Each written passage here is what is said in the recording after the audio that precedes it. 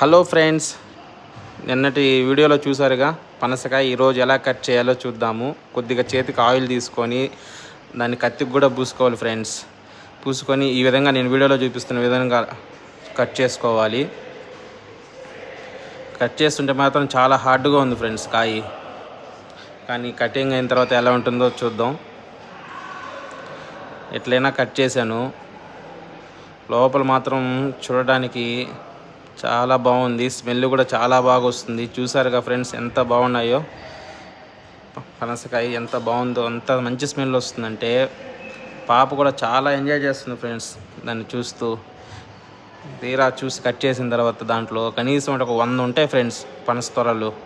పాప చాలా బాగా ఎంజాయ్ చేస్తుంది. టేస్ట్ అయితే ఎక్సలెంట్గా ఉంది ఫ్రెండ్స్. ప్లీజ్ ఫ్రెండ్స్, నా వీడియో నచ్చినట్లయితే షేర్ చేసి, లైక్ చేసి, సబ్స్క్రైబ్ చేయండి ఫ్రెండ్స్.